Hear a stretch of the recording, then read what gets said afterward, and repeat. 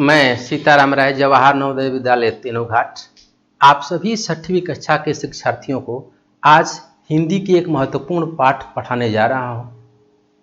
तो आइए हम इस पाठ को पढ़ते हैं। जरा इस स्क्रीन पर देखें कि ये किसका चित्र है। स्वाभाविक है कि एक महिला है जिसके हाथों में एक कृपाण है और यह महिला एक वीरांगना है।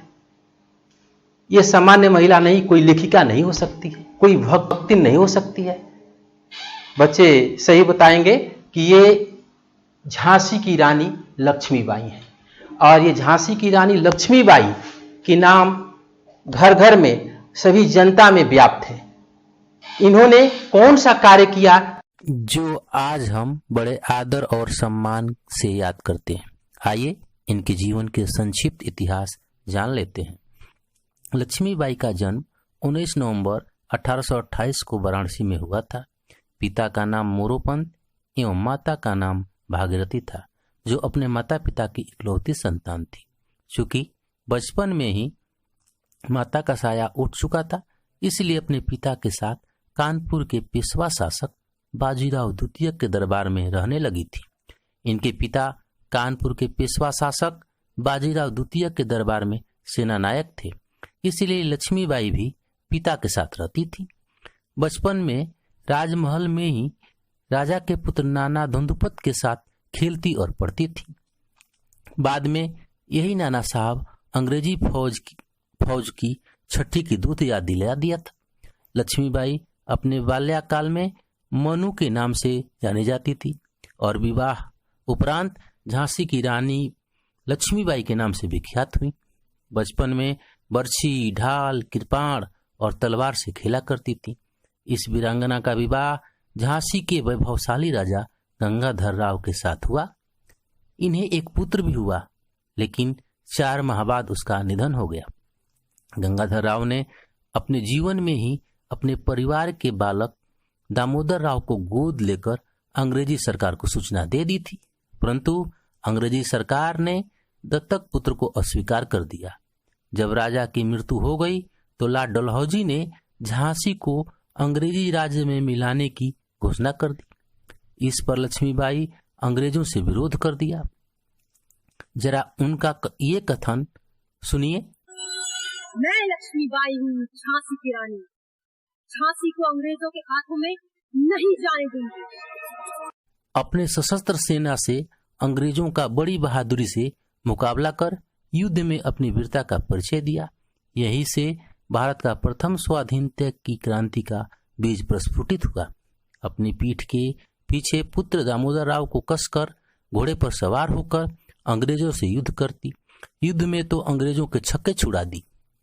अंत में रानी का घोड़ा बुरी तरह घायल हो गया और 18 जून 1858 को ग्वालियर के युद्ध करते हुए वीरगति को प्राप्त की। लक्ष्मीबाई के वीरता और साहस का लोहा अंग्रेज मान गए। इस तरह उन्होंने स्वतंत्रता के लिए बलिदान का संदेश दिया। नारी जाति को 4 चांद लगाने वाली ऐसे वीर नारी को मेरा सत सत नमन। तो आइए बच्चों, जरा हम इन कवित्री के बारे में जान लें। ये कवित्री सुभद्रा कुमारी चौहान, जिनकी 2 काव्य रचनाएं और एक कहानी संग्रह है। रानी लक्ष्मीबाई के बारे में इन्होंने जो वीरतापूर्ण कहानी का जिक्र किया है वो आज काबिल तारीफ है। ये राष्ट्रीय चेतना के सजग प्रहरी हैं और इन्होंने जो अपनी काव्य में लक्ष्मीबाई की वीरता का यशोगान किया है, वह आज तो बुंदेलखंड में लोगों के मुंह पर ये गीत उभर कर आते हैं। तो हम इनके बारे में जान लेते हैं। लक्ष्मीबाई के जिस शौर्य गाथा का इन्होंने बखूबी वर्णन किया, यह इनको प्रसिद्धि का कारण बनता है। अब हम जरा इस इनकी कविता को सुनते हैं।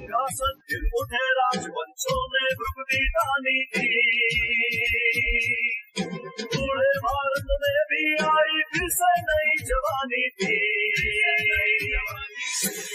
हुई आजादी की सबने पहचानी थी। फिरंगी को करने की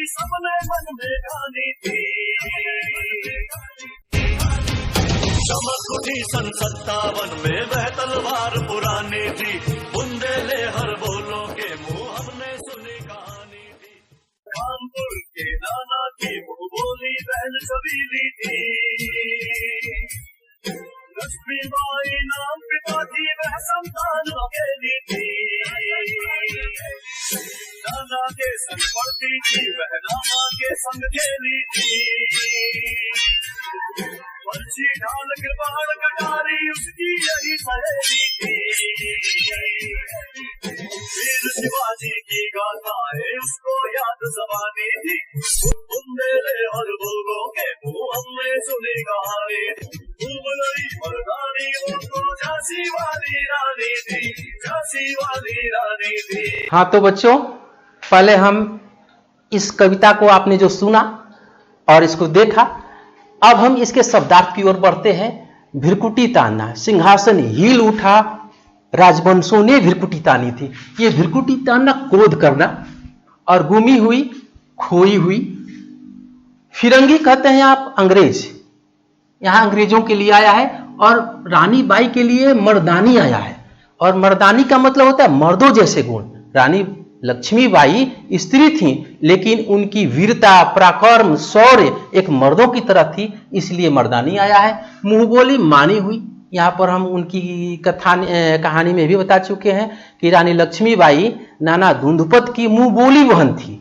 अक्सर बच्चे गलती करते हैं कि नाना के संग पढ़ती थी, नाना के संग वह खेली थी, तो नाना उनके नाना नहीं बल्कि बाजीराव पेशवा के पुत्र नाना धुंधुपत थे। छबीली, सुंदर, एक नाम इनका और है छबीली, इसलिए कि अत्यंत सुंदर थी, नटखट थी। और संतान, औलाद, पिता की वह संतान अकेली थी अपने माता पिता की। और गाथाएं, कहानियां, बुंदेलखंडों के मुंह से हमने ये कहानियां सुन चुके, इनकी वीरता भरी कहानियां, कृपाण, तलवार। अब जरा हम इसके अर्थ की ओर जानते हैं कि इस कविता में कवित्री ने लक्ष्मीबाई की वीरता का वखान करते हुए लिखा है। क्या लिखा है? सिंहासन हिल उठे, अर्थात अंग्रेजों की दास्ता और उसकी दमनकारी नीतियों के कारण भारतीय राजाओं की भिरकुटी तन गई। वो क्रोधित हो गए, और क्रोधित होकर के क्या किए? हाथों में तलवार उठा लिया। बूढ़े भारत में आई फिर से नई जवानी थी। भारत के लिए वहां बूढ़ा शब्द का प्रयोग किया गया है। बूढ़ा का मतलब स्थिर, इसके अंदर शक्ति नहीं हो, शक्ति विहीन भारत हो गया था, और उसके अंदर एक नई जोश और एक जवानी की हिलोरें लेने लगी। दूर फिरंगी की करके सबने मन में ठाने थे। यहां से अंग्रेजों को भगा देने के लिए उन्होंने मन में ठान लिया कि अब हम अपने देश को आजाद करा के रखेंगे। और यह घटना कब की है? सन 1857 की है। उसी साल, उसी वर्ष भारतीय लोगों के तलवारों में एक चमक उठ गई। चमक उठना मतलब उनमें युद्ध करने के लिए तत्पर हो गए। अब हम आगे की ओर बढ़ते हैं। कानपुर की नाना की मुंह बोली बहन छबीली थी, अर्थात नाना शब्द आया है, और नाना किसके लिए आया है? नाना धुंधुपंत के लिए आया है। अर्थात इनके पिताजी बाजीराव के दरबार में एक दरबारी थे, और इनकी माता बचपन से ही माता का साया उठ चुका था, तो पिता के साथ वो भी दरबार में रहती थी। और राजा के पुत्र नाना धुंधुपत के साथ ये खेला करती थी। नाना के संग कानपुर के नाना की मुंह बोली बहन छबीली थी। छबीली मतलब सुंदर थी, इसलिए यहां पर छबीली शब्द आया है। नाना के संग पढ़ती थी, नाना के संग खेलती थी। बर्छी, ढाल, कृपाण, यही उनकी सहेली थी। देखिए, इसे दोस्ती किससे हुई थी? मतलब दोस्त, बर्छी, ढाल, लड़ाई के दौरान जो वार को रोकता है उसको ढाल कहते हैं।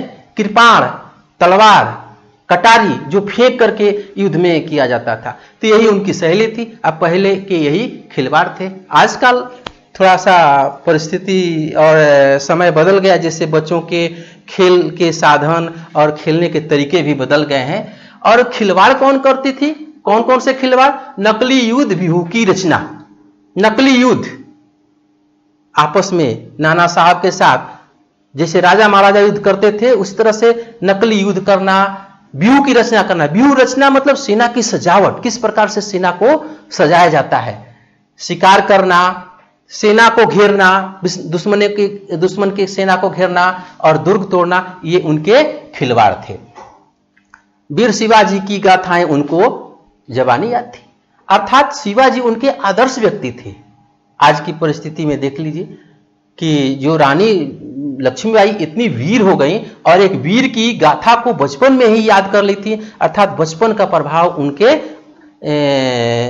आगे के दिनों में भी पड़ा। तो इसलिए बच्चों, आप लोग भी किसी महापुरुष के व्यक्तित्व की, उनके जीवन से जुड़े हुए कहानियों को पढ़ें ताकि वह गुण आपके अंदर आगे बढ़ने के लिए प्रेरित करें। और हम कहना चाहेंगे कि माता पिता भी अपने बच्चों को वैसी पुस्तकें, प्रेरक पुस्तकें, महापुरुषों की जीवनी संबंधी पुस्तकें दें ताकि बच्चे के अंदर वह संस्कार जगे।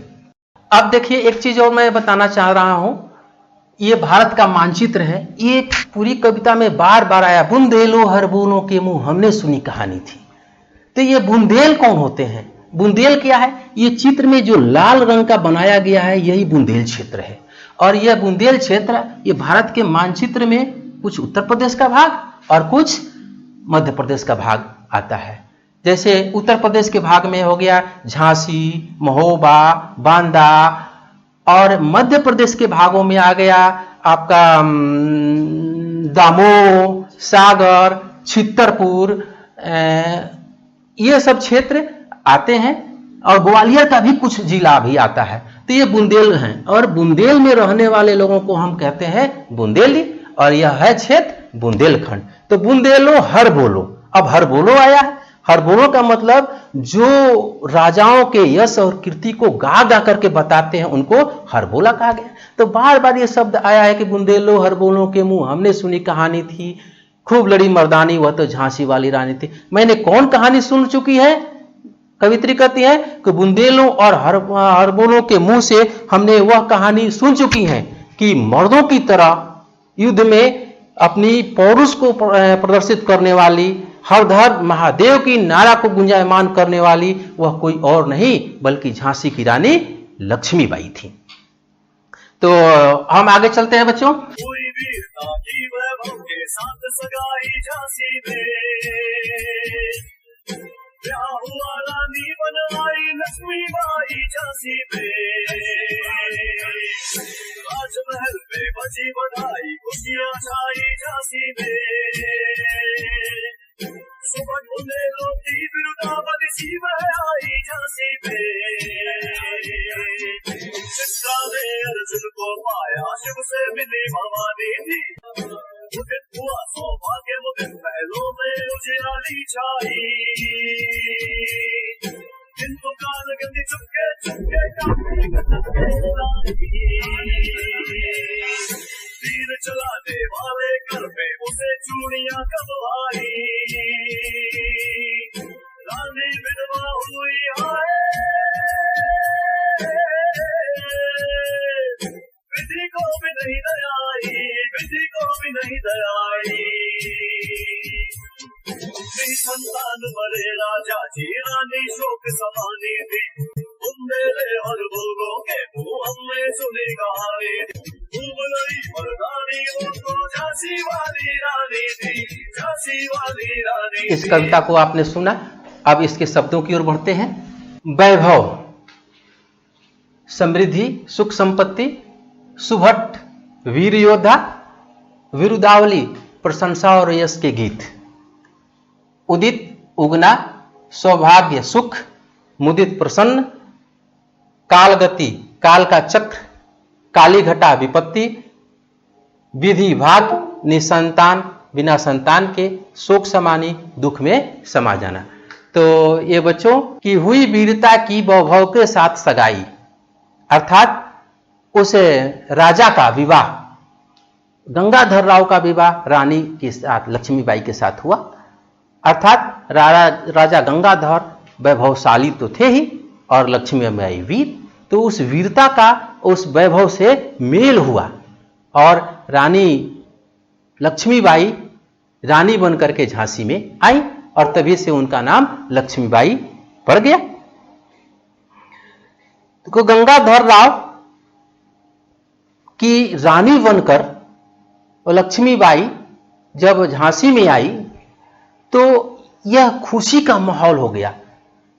महलों में बधाइयां बजने लगी और सुभट बुंदेलों की बिरुदावली से, यह शब्द देखिए, सुभट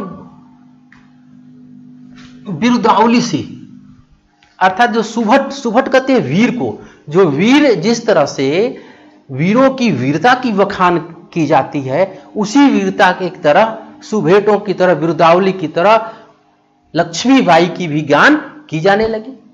और लक्ष्मीबाई ने उस वीरता को चरितार्थ कर दिया।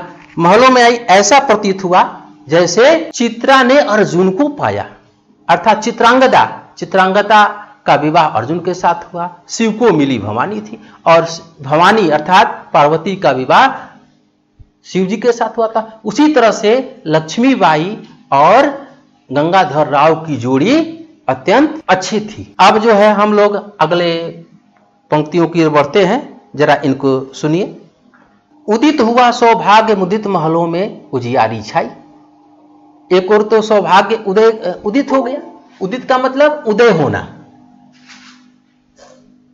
उगना, जैसे सूर्य उगता है और उसका विलोम शब्द है अस्त। तो सौभाग्य का उदित हुआ, लेकिन कुछ ही दिन बाद एक काल घटा घेर आई, अर्थात काल क्रम का घटना चक्र ऐसा हुआ कि रानी पर विपत्ति का पहाड़ टूट पड़ा। वह कौन सा पहाड़ टूट पड़ा था?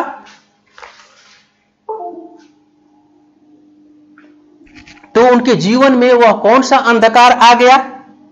राजा जी का असमय देहांत हो गया। काल गति चुपके चुपके आई और उन पर एक विपत्ति का पहाड़ टूट गया। तीर चलाने वाले कर को चूड़ियां कब भाई।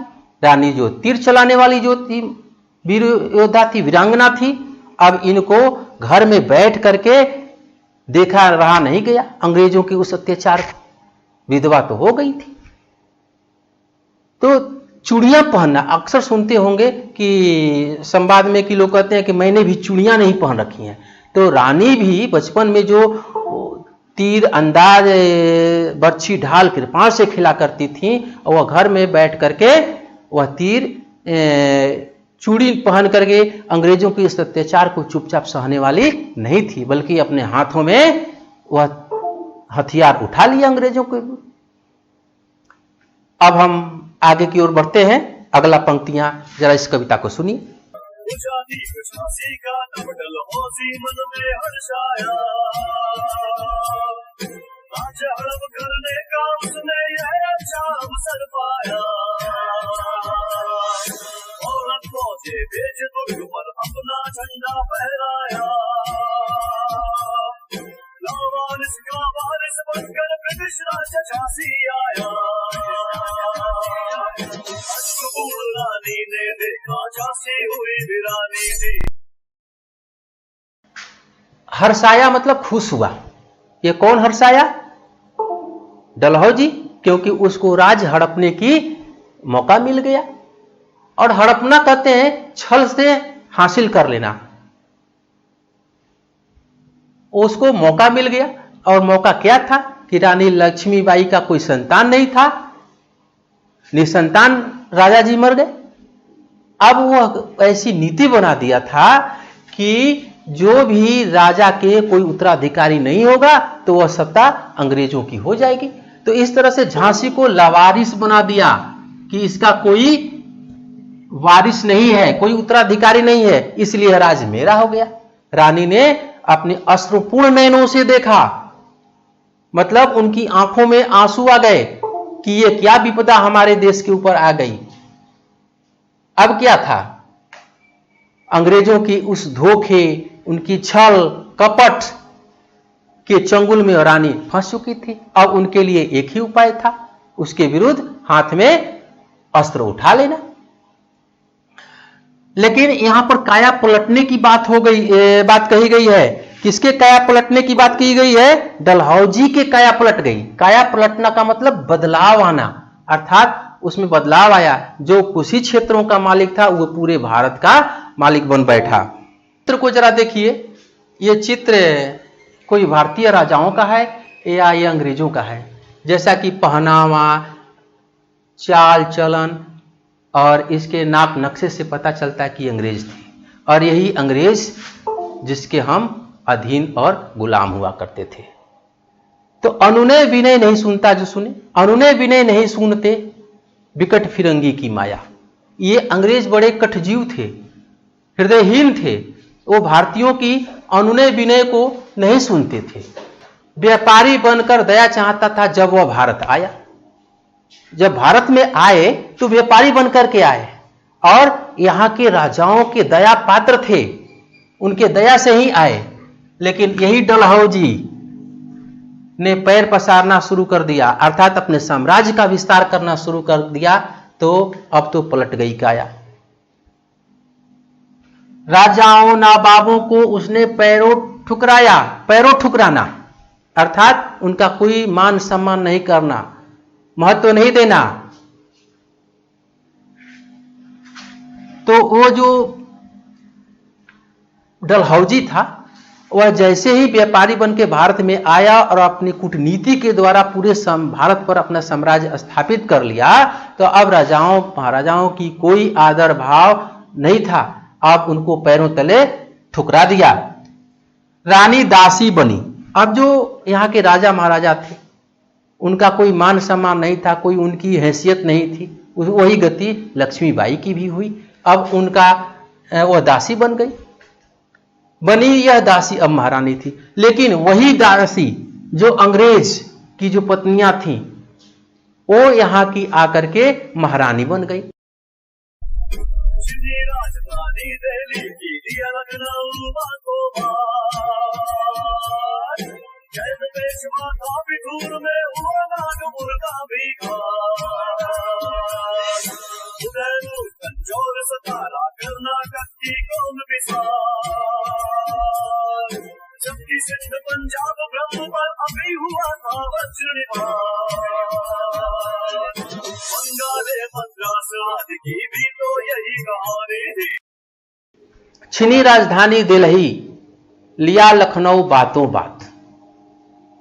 अब अंग्रेज क्या करने लगे? अपनी कूटनीति के द्वारा दिल्ली की राजधानी, केंद्रीय राजधानी को उन्होंने छीन लिया और लखनऊ को तो बातों बातों में उन्होंने हथिया लिया। और कैद केशवा था बिठूर में। पेशवा धुंधुपत पेशवा वो बिठूर में कैद था, उसको कैद कर लिया। इस तरह से अंग्रेज जो है हर कूटनीति को अपनाते रहे। नागपुर को उन्होंने अपने चंगुल में ले लिया। उदयपुर, तंजौर, सतारा, कर्नाटक की भला क्या विसात थी, क्या औकात थी। जबकि सिंध और ब्रह्म पर, यहां पर सिंध, पंजाब और ब्रह्म जो आया है वह ब्रह्म जो है बर्मा के लिए आया है। म्यांमार आज ध्वनिक नाम है। तो सिंध, पंजाब और बर्मा पर भी काफी वज्रपात हुआ था। बंगाल और मद्रास की भी यही कहानी थी, जिस तरह से अन्य भागों की कहानी थी। तो बुंदेलों हरबोलों के हमने सुनी कहानी थी, खूब लड़ी मर्दानी वह तो झांसी वाली रानी थी। बुंदेलों और हरबोलों के मुंह हमने सुनी है कि खूब मर्दों की तरह लड़ने वाली कोई और नहीं बल्कि झांसी की रानी लक्ष्मीबाई थी। तो बच्चों, अब इसमें कुछ दिए हुए कार्यों को जरा लिख लीजिए और इसको अपने गृह कार्य पर करें। धन्यवाद। सुभद्रा कुमारी चौहान लक्ष्मीबाई को मर्दानी क्यों कहती थी? दूसरा है काल गति किस प्रकार काली घटा घेर लाई। तीसरा, कविता में फिरंगी किसके लिए आया है तथा उसका स्वभाव कैसा था। चौथा, अंग्रेजी शासन में रानियों की क्या दशा थी। अब क्रियाकलाप की ओर चलते हैं। रानी लक्ष्मीबाई का चरित्र चित्रण करें तथा बताएं कि कौन कौन गुण आपको प्रभावित किया और क्यों। छठवां है बर्छी, ढाल, कृपाण, कटारी उस जमाने के हथियार थे, आजकल के हथियारों के नाम लिखें।